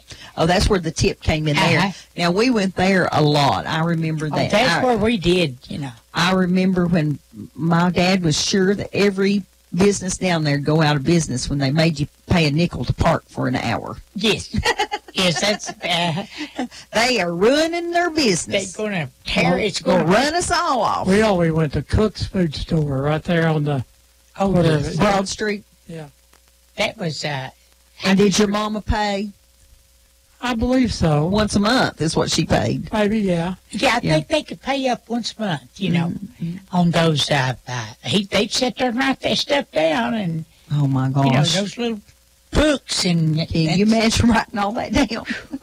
Can't you imagine? Well, everybody talks about this new Walmart stuff and Food Line and stuff that you can order online and go pick your grocery order up. I remember my mom calling Watson's down on Wildwood. And she would order her food for the week. Now, oh, my word, if it went over $25, my dad would have a heart attack right in the middle of the store. But he'd come by on his way home from work and pick up the groceries and bring them home. They'd be ready for it. Because we lived too far out in the country for him to drive her back into town. You didn't go every week. I mean, you could go every week at the end of the week, but you didn't go every day to no store. That's what we were talking about last week. You ran out of milk. You was just out of milk. You could borrow some, or something. Can I borrow a cup of sugar? Everybody's always wanting to borrow. I always like to drive through 5 Points, too, at the nighttime and see Hall Chevrolet lit up. I did, too. That car rotating round and around. I thought, how in the world they do that? That's just magical. That was just magical to us. We thought that was really... the thing. And I guess it moved up on the APD 40 up there on the north end, and the museum came to town about 1995, I believe. I think it's just been a very big addition to Cleveland, that downtown museum. It needs to keep growing. I know it. I need to get involved in that. You do. You need a lot of fire under them, Willie. I need to get into that thing. Now, Willie, in your day and time, did you ever go to the depot and go somewhere on the train, or did you? No, I never was. Never did. See, I think that by the people, everybody got their own car. Yeah. Yeah, and you didn't ride the bus to Chattanooga anymore, and you didn't ride the train. Do those trips, and things like that. So, you just got there and the trains, and I just thought that was really interesting. I'd get on that train, know where, Yeah, and they just go. I thought that was really, it's something that by the time I was even a child, the passenger trains had stopped. They had stopped. I think so, but I would love to just take one of those train excursions, and go through there. We've talked about doing that, too. I want to do that really bad, and it'd be fun. I think so. I think it'd be lots of fun. I like going up here around Etowah. They do a train. Man, bless their hearts, they saved that old rail line. They sure did. have. And Linda Caldwell comes and does our show every now and then, and she bought a railway tracks all the way to Turtletown, but she didn't have no train, as she says. People thought she's crazy, and I'll tell you that I think every load of the Santa train they had scheduled has sold out, and every load of the leaves in the leaf fall colors sold out. So she must know what she was doing. She's doing something right, I'll tell you that, to make something go like that. Yeah. Now, some of the characters that hung around downtown, I know Rainbow DeFord. Oh, yes, he was jolly. Jolly fella. And, of course, you had all your old guys sitting at the courthouse whittling. Yes, and, they were dipping snuff and all that. So when they got knocked off of that square, they were just broken-hearted. Well, they should have been. Yeah, and my dad I was guess in that bunch. I would say when they got the new courthouse, that did it. They said he's going to have to clean up that square, and they did. They wouldn't let them guys sit out there and swap knives and dip that snuff, and fit and do whatever they wanted to do. That's progress. Somebody thought. Yeah, we got too fancy. The good old now. days. The good old days. And I think, too, that, that's why they moved the jockey lot down That's it. on Church Street, is that they didn't want the horses tied up outside Not and stuff. outside. And But it that took was- the care. I mean, you can go to Dayton today. Well, in the 1940s, Chief Trotter, the chief of police, had to issue an order about hogs and cows running free around the courthouse. Yeah. And so Gotta keep your hogs up. they actually hired people to go around and shoot hogs running freely in town. Yeah, boy, they That's were just nasty. in the 1940s. And that's the thing too, is that it's hard for us to imagine that in the early 1900s that everybody had a barn because you had your own cow because they didn't know how the yellow fever spread, Right. and they were afraid that you would catch it Yeah, you from did somebody else's cow. I guess Uh-huh. mad cow disease. But Everybody had one cow and milked that cow, and that's how they. yeah. My dad would say, now, if we hit another depression, we'll have us a cow tied up to the front porch. And I'm thinking, oh, please, Lord, don't let us get a depression. Well, what about 5 Point Pharmacy? Thank goodness that building has been saved. I love that building. Let me give some free advertising here, too. That little cafe down That there. is a darling cafe. It's darling, and they serve real old-fashioned tasting ice cream. Oh, yes. And they make a good pot of beans and cornbread, and their hamburgers are good. I know I it. done made y'all hungry. Yes. Now, parking's an issue. You have to be willing to walk across Inman Street. That's okay. Uh-huh. Or you might get lucky and park right there next to them, but it's worth the effort to get down there. And let's help that little business Everybody stay go down open. there because Right. it's wonderful. My friend Ann Officer and I, we go down there some and have lunch, Oh, it's wonderful. And, it's just nice. You just right in there. I was looking at an old picture of the 5 Point Pharmacy with the snack house next door from the 50s. Oh, wow. And there was a phone booth, which you don't see anymore, planted right on the corner there of Inman Street and 3rd Street, I think it is. There, you couldn't have paid me to stood in that phone booth because it had to be the most dangerous spot in Cleveland. That would be the one you wouldn't want it to be in. Yeah, no, stay Too away, many stay away. joints coming from Southern Cafe. No, right. There's too many pennies and all that around. Folks, you're listening to Old Town Cleveland on Whoop FM 99.9, or you can go to the internet at www.whoopfm.com. You can call us here at 614-5553. Got Willie Gregg in here. We're talking about downtown Cleveland, talking about Christmas time in downtown Cleveland. If you have any memories about coming to the Christmas parade in downtown or putting things on layaway in downtown, give us a call here. And so, once again, 614-5553.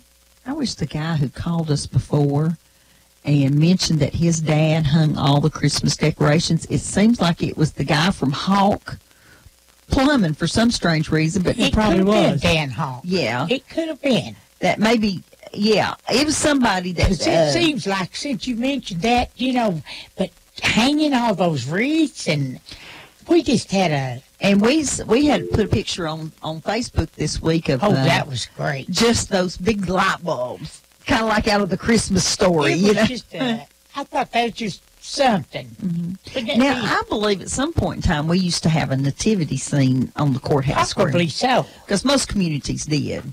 Yeah, most of them would do that, but just to be on Fridays, Thursday, Friday, Saturday, and run into Santa down the street, and half the time you didn't know who he was, but we wasn't It afraid didn't of him or matter, anything, but we did. Half the time I didn't know who he was.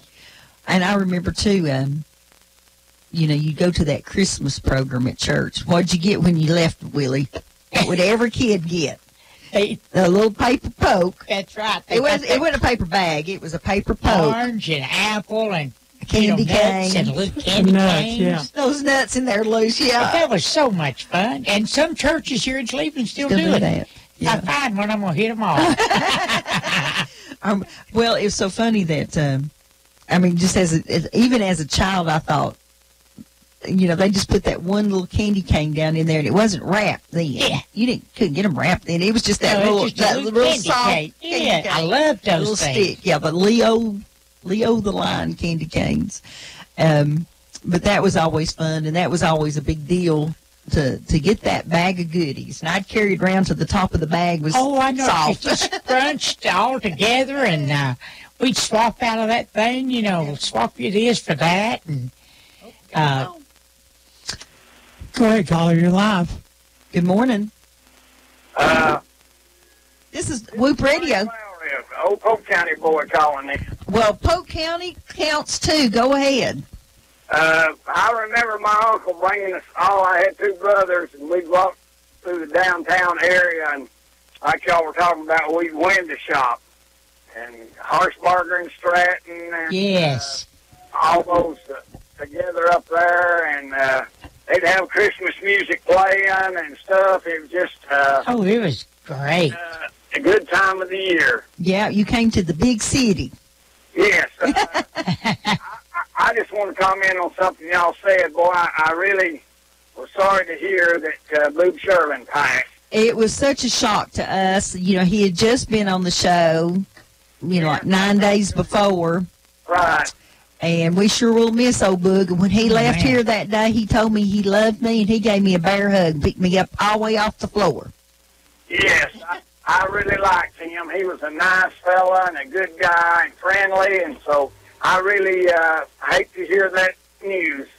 I think the funniest thing on the show that they talked about the day that he and Suds was here is that Boog had the longest running history of college basketball playing. He kept changing schools, and I think he finally put in 7 years, and 1 year he was the coach and a player. Yes, he got to coach and play. Yeah, but Boog was a good guy and a good player, so yes, he was. I just wanted to pass that on. I enjoy your show. Thank you for listening. Thanks for calling. Thanks, Frank. Okay. Bye-bye. Bye. Good memories. Good memories. Memories, Good I memories. But anyway, we do that. And I remember the churches putting up, big Christmas trees without lights. Oh, yes. You just put up a big old cedar tree. Just have that big old cedar tree in there, and I've seen It one didn't fall. matter if it had a great big old hole in it. No. Yeah, I've seen Christmas trees fall over the years. They too. just fall down if you wasn't sure. When we first got married and I first started teaching, which has been 39 years ago now, when I got ready to go home from school at Christmas, I'd always scout around and find somebody that had a pretty live tree, and I'd bring it home with me. Even though we had an artificial tree, we always liked to have the live trees, too. Mm-hmm. I think they would pass out and fall over now if you brought in a... I remember Kim Calfee from up on the farm in Polk County, up on the dairy farm, until she quit teaching probably 15 years ago now. She still insisted on having a live tree. They just cut it down off the farm. Yes. And bring it in. Oh, I still got my aluminum tree. He sure does. And he was talking about, I hated that aluminum tree, that silver tree. So pretty. But he loved the light. Yeah, we used it in the rock and roll band I played in. Yeah, His first little rock and roll band, yellow. I loved that. I said, that was something. Well, he whined and carried on about, he'd tell the kids, that thing was awful, and it sat in front of our picture window. You remember picture window? Yeah, everybody had that. Out on Spring Place Road, and that light shining on it. My mom thought it was great, and he said, even as a kid, I thought it was ugly, but I wasn't going to say nothing because Santa might not come. And I dug around in our basement. We moved into Ron's mom and dad's house at some point in time. And lo and behold, there was the tree. There was the silver Christmas tree. The stand was missing, so I don't know what Ron did with that, but the light was missing. But that didn't matter. My kids thought it was the funniest thing they'd ever seen, so we put it in you remember doing this. I got one of those big vegetable cans, and I stuck that thing that looked like a broomstick down in there. Right. Filled it up with rocks so it'd hold the tree up. And he came home one day, and there was the silver Christmas tree done put up. Yeah. It wasn't the only one that we had. It was nothing more than a broom handle with a bunch of little things in it. We always laughed as we were pulling those things out of the little covers. There's just dust flies everywhere. So we're going to have Christmas tree lung cancer from smelling these things. Okay, do you remember when you was putting up your Christmas tree? Yeah, we're going to check the phone here. We've been told it's not ringing. Now. When you're putting up your Christmas tree, what?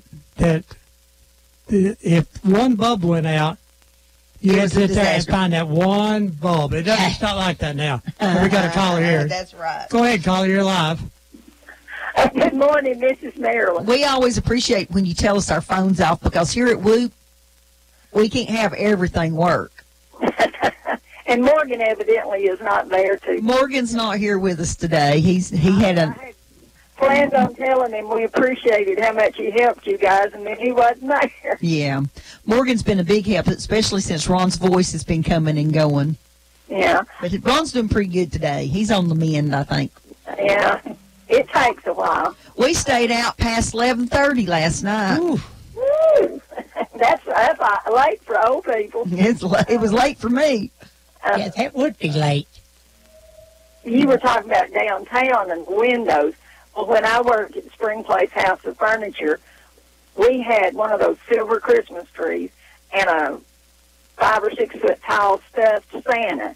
And people would start in November going, "When you gonna put the Christmas thing up?" I drive my kids by here every night after you put all your Christmas stuff up. Mm-hmm. And so I don't know. I say Miss Jones may have gotten rid of all that stuff by now. Well, I tried to order Ron a new one of those lights, and they wanted $49 for it, and I decided it wasn't worth $49 worth of fun. So I just got red Christmas tree lights and put on it, and I hung it one year. It must have had 15 sock monkey ornaments on it. That was something. Oh, boy. Yeah, I remember all those old stores and going to Tip Supermarket. Daddy had I think it was a 53 Chevrolet, a little blue Chevrolet. And we sitting there in the car one day, and Mother looked around a few minutes, and she said, "Everybody get out." Okay, what's wrong? We had got in the wrong car. 2 or 3 cars down the road, there sat our little blue car. I guess you figured out the one we got in was cleaner than the one. Well, nobody locked their car doors then. No, I don't know if our key would. Yeah, it was just. But now you did carry 2 keys, one for the ignition and one to make sure you can get in the trunk so you could lock your keys in there. Yes, and then the dash usually had a different one too. Mm-hmm. Yeah. All righty, well, we're enjoying it, and I'll talk to you later. Thanks, Mila. Bye-bye. Bye. What always amazed me is that we'd bring that live cedar tree into our house, and it'd sit about 3 feet from the wood stoves when we hadn't had a fire. And it would just dry it out. I just put dry water in it. I don't remember maybe we did put those big Charlie Brown Christmas bulbs on our tree, and it'd make those little cedar limbs just hang low. Yes. But most of the time, it didn't have anything lit on it. We had those little bitty tiny foil chains, and the ones that were made out of some kind of funny red and green, almost plastic. You remember those? Yes. Yeah. And I know I've got some of Mom's Christmas balls, and they are almost all the color and stuff's gone off of them, but I still put them on my tree. It don't matter. I know it. I love that. Oh, I like any of that. That's vintage. The vintage That's what stuff. it's all about. Now, when they start calling it vintage, you have to pay more for it. That's right. When it's just old stuff, you don't have to pay. This year it's the vintage, the truck with the big Christmas tree on the side. So, reminiscing and. I think probably my favorite picture of our little grandson was that. I guess he was a year old, and he was in one of those big chunky plastic cars, and they had a little Christmas tree strapped to the top of it. It's what cute. He was. But I think too this, like Mr. Lowry was saying, it's just walking around downtown and seeing, all that exciting looking stuff in the stores. And I think probably one of the funniest things that ever happened to me at a Christmas since I was grown up, I was in the Pilot Club. And we went up to the chalet upstairs and had our Christmas party. Oh, and we all brought a present, and we put them around the tree, and we drew numbers. And then you went to the tree and got, they had numbers. Uh-huh. Well, somebody got a present, and they opened it up, and it was empty. The next lady went up there and got a present, opened it up, and it was empty. We figured out we had numbered their fake packages that were under the tree. Oh no, that would be. Then we had to appoint a couple of elves to go up there and shake the boxes and figure out which boxes actually had stuff in it. But it was so fun. It was so strange when the first one opened because it's empty. Of course, that was in the day before people played Dirty Santa or whatever. Yeah, I they don't call like it. that game now. I'm not. I'm not into that dirty Santa. No. I get whipped on that. I always end up with a box of chocolate-covered cherries. Oh, yes. I used to get that every year at school. Oh, yeah. You spent 50 cents, and you drew names. Every year, everybody had a toy but me, and I had Chocolate cherries, or so every one year, of those great big candy canes that's about a foot long and great big Take round. you forever to chew that up. Well, I just whacked it with the hammer. That's the way I did mine. Kids we knew how to swing a hammer and crack a walnut. You know, I loved that cracking nuts at Christmas with the hammer. You know, you always got your nuts at, like that. I like that cracking your fingers, thumb, and trying to crack those. Oh, and if you were fancy, those Brazil nuts. Oh gosh, those things you had to whack them hard. And I thought we was fancy when we got one of those little silver nut crackers that you just squeeze it with your. I got the first one that Daryl and I bought when we first got married. We've been married 55 years.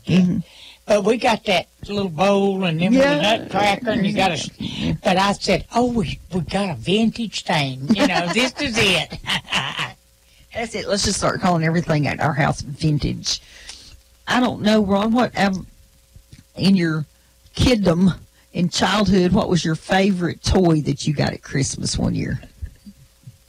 Lionel train system. Oh, you're right. Oh, if we had that now, it would be vintage. Scale. Hey, you'd have a little chunk of money in that Lionel. I gave it to my cousins. He blew it up with that M80. Yeah, there you go. We were just like, oh, okay. Ron, also, we still have his BB gun, and we don't know exactly what happened to the BB gun, but the end of the stock is kind of bent out. You could shoot around corners, I guess, but somewhere along the way it had a terrible accident, but I'm not sure what it was. What happened on that one? What happened on that one? I probably fell down on it. I know the BB gun, when we were growing up, girls, guys, whatever, we played with everybody's toys. I had a nephew, he's like my brother, Danny Jones, and so he got him a BB gun. And I would do anything he told me, usually. So Danny he told me, I tell you what, if you take off running up that little road right there, he said, I won't hit you, but I'll just play like I'm shooting at you. Boy, he got me good. I'm telling you. I wish y'all could see Ron's face. He got me just right in the back. He got me. And, that was funny. Anybody trust somebody says they're going to shoot that gun and miss you. Especially with a BB gun. But now, see, that's it. As a child, I remember growing up, people had BBs under their skin and stuff where they had accidentally got shot. BB guns, and they just turn green a little. It's funny that it's okay. Your BB's just a little bit green under your skin. It's funny now being a teacher and asking these small children what a wagon is, because see, growing up, I got a wagon when I was 3 or something. I still got it out in the front yard. It's rotting and falling apart. But it's got flowers in it. But kids now, they don't know what to call it because they don't have them. No. I mean, they don't. That's.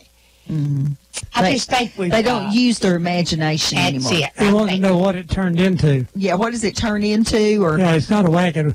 It's got to turn into a transformer or a bicycle. Yeah. But Ron had a train set, and then there's movies at Ron's house of his uncle and his dad putting together this. You see Ron, the small kid, standing there, and the uncle and Ron's dad are on the floor playing with I guess it was like a Hot Wheels racetrack. Yeah. Boy, that was fun, wasn't it? I had fun because I had a boy, so I got to play all that stuff, But it was funny that he wasn't getting to play. They were getting to play. Okay, we got a caller, Ron. Go ahead, you're live on Old Town. Good morning. Yes. Hey. This is Bob the Cry. How you doing? Hey, Bubba Lou. What's going on? Oh, nothing much, Debbie. I just saw that you had Willie Mae on there, and I just wanted to tell you. You just don't know how much that's going to cost you. We always love to have Willie on here because she laughs the whole time. Got to have a little fun. Oh, that's right. That's right. I see. I can't pick you up anymore on the computer for some reason, and I'm not real fluent on it anyway. Nevertheless, I saw you were talking about Christmas in Cleveland, and my grandmother lived on Worst Street, so we would catch it coming back down Broad Street. It seemed like they rallied at 5 Points and came up, what is that, Central? Is that what the street is? Or Emmon, I guess, Emmon, and then take a left on Ocoee and go to the Monument and come back down. By the time it got over to her place, you know, it was getting a little thin. Yeah, people were kind of dropping out. Typically, it would come under the underpass, which... Oh, okay. Would come out of Magic Shelf. Well, no, it wouldn't come. It had come under the underpass. Most of the time, it came out of Magic Shelf across the railroad track. Oh, my gosh. Everything except the big fire trucks. Yeah. We could get... So they didn't just rally there at the rail station. They'd come from over Magic Shelf. Yeah, they'd line them up, and then they'd say, okay, let's go, and they'd come down through there. And the ones, like Ron said, that was too tall would meet them there at 5 Points, and they'd go up Inman Street, west on Inman Street, turn right onto Ocoee Street, go north to the Monument, come around the Monument. Down to Central. All the way down to Central, or all the way down to 3rd.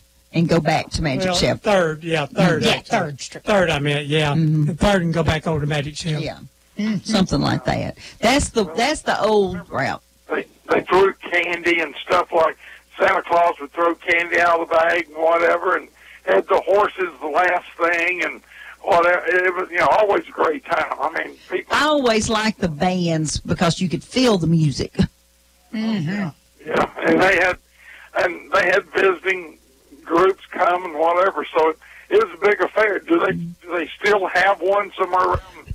We're having one tonight at 6 o'clock, and now everybody has a generator on the float, and they're lit up. They are quite lovely. It starts down at Bradley High School, comes up South Lee, around 3rd, and then up Ocoee, around the Monument, turns on Inman and goes by the Village, back out onto Key Street, back to Bradley. Yeah, that's how it's a lot longer now, it seems. It's gonna be fun.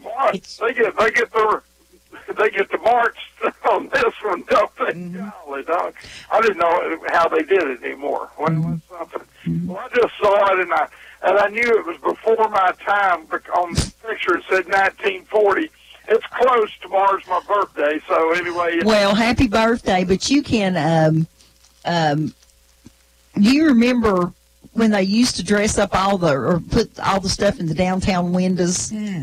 Oh, yeah, gosh. Yeah, and you had different things in the windows, you know, people had different ways of doing it, and, they put the lights on the poles, and just, you know. Oh, yes, that was pretty. That was a big deal. That really was. And they go all the way across the street.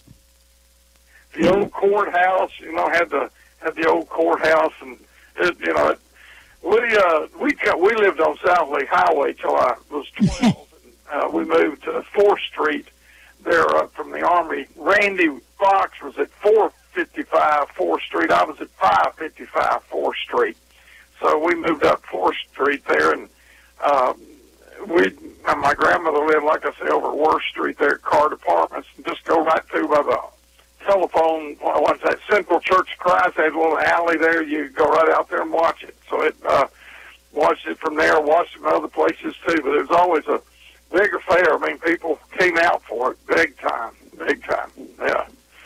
Well, I didn't know what you was talking about, other than what I'd seen. I don't know where you were on your conversation. I hope I didn't veer off. No, you're fine. But it was always a great time. I mean, no doubt about it, and brings back a lot of memories of seeing people and people, you know, doing things in the parade, and they had the junior miss, you had the mayor, and they had the cars and convertibles and whatever riding them around. So it was a big affair, that's for sure. Big deal. Yeah, something that people always look forward to. Oh yeah. I have some customers that I call on that come Halloween. They have set up at each business buys candy and gives the kids. They just sit out on the front of the business, sit out on the street in front of the business. The kids just come by and they're dropping candy in. So I mean, towns, and they're normally small towns doing it. So it was always. These towns are probably even smaller than Cleveland was back in this picture of the 40s. But nevertheless, Right. That picture always reminds me of the movie The Christmas Story. Yes, I love that. Bubba, I think it was always a big deal, too, when the Shriners would come to town and be in our parades. Oh, I love that. They were always... You backed off the road. I'll tell you what, they cleaned the road out. Yeah. You got out of their way because they come pop on a wheelie on a little mini bike. They'd run over you. Scare me to death, you know. Oh, yeah, they could. They could really do it. And just other things that just like you say, the decorations and kind of the kickoff for Christmas and whatever. And each merchant pretty much participated in everything as you rode up through there. And people turned out for it. That's what it was for the enjoyment of the people. Well, absolutely. You want to get back on subject. I just wanted to I saw the phone number and everything on the web on the Old Town Cleveland. And I thought I'd give you a buzz and talk to you in a while. Hope you all have a Merry Christmas. Thank you very much, Bubba. Call anytime. Okay, all righty. See you. Bye-bye. Thank you, Bubba. Bubba would call us and he'd be, well, y'all, I'm in North Carolina. I have no idea what you're talking about. What are you talking about today? And we'd tell him, and then he'd always have a story. Yes. We'd like to say happy birthday to a friend of ours over in Birchwood. Well, actually, I think he lives on Signal Mountain, but he's always over working with the birds at Birchwood. 87-year-old Ken Duppy today. Are you still walking on that frog? What? I'm walking on a frog, yes, ma'am. Yes. Well, how are you doing better? Yes, ma'am, I'm doing better. Not there yet, but I'm better. I'm telling you, you watch how you put your phone back on the hook. I have tried for a blame hour to get this station. I think there's something wrong with the button here. I keep having to pound on it to get it to work. He needs Morgan over there pounding on the button. Are you sure it's a button? It could be, yeah. Or the operator? A little of both. But somebody did send me a message that says, check the phone. I told him a couple times this week, if he'd just come over to your house and get you some Jack Daniels, he'd feel better. Yes. Well, we'd have to go up next door to get that. Because I don't keep it. But anyway, have you heard the new song that this guy's got out about swinging? No. We haven't. Oh, it's terrible. Oh, Lord. Well, Justin, we won't look for it then if it's terrible. Oh, it's worse than terrible. Oh, Lord. Well, I didn't call in last week because we almost had a death in our family. My niece practically quit breathing. She had pneumonia. Oh. And they just got her to the hospital in time. My goodness. Yes. That's why I didn't call in. Well, we all mentioned it after you went off the air that you had not called. Yeah, well, anyway, that was the reason. Right, and she's my favorite niece.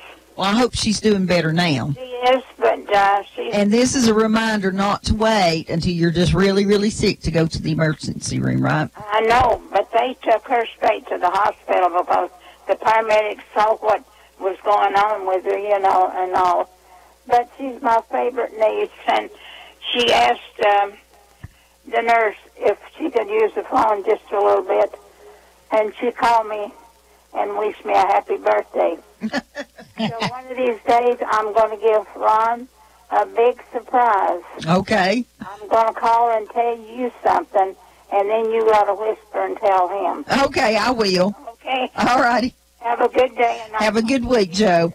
Bye-bye, Joe. Good to hear from you. I love our callers. I always say that. I love our callers.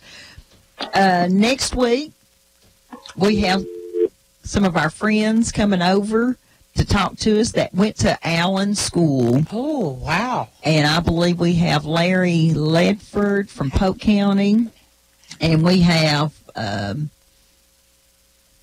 Larry Presswood. I think that's the names. I know Larry Presswood, but the other one I think I'm right on that one too. And they're going to talk about how they got a historical marker put up over there. Wow, and that's great. Talk about their days at Allen School and growing up in that community, because every community has a little bit different story. Uh-huh. And that was pretty much an integrated neighborhood. That was, yes, uh-huh. You know, the old field and South Cleveland, they didn't, you know, you got to watch that. They were called them gangs. Yeah, they kind of had to take care of each other. I would love to have somebody come on and do Oldfield for us. We got another call once we've turned the phone on. Good morning. Hi, this is Brenda. Hey, Brenda. I'm telling you, y'all gonna have to work on that phone. There's no telling what Matador was eating when he was pushing on the button, because it's just plumb gummed up. Oh my goodness. I just wanted to mention, nobody has mentioned Fight Furniture, and or I don't think they have. We did real early, but you tell us about it. Okay. When Fight Furniture was over there, we used to go in there quite a bit because, well, I can't think of his name. Anyway, I bought my son's first baby bed at Fight Furniture. They had an upstairs, and they had a lot of baby stuff up there. And me and Mother went in there one day, and we were just going to look, but we ended up buying it while we was there. And we got his baby bed there, and he's 48. So that's been a while. But let's see. There was something else I was going to mention that I hadn't heard y'all talk about. Oh, and you mentioned Speck Hospital. Mother told me that when I was born, she was in the hospital, Speck Hospital, and the Christmas parade was downtown one evening, and she said she was trying to reach up to the window from her bed and watch the Christmas. That's a good one there. So, but that was just two things that I remembered, and doggone it, I wish they'd put lights back across those streets for Christmas.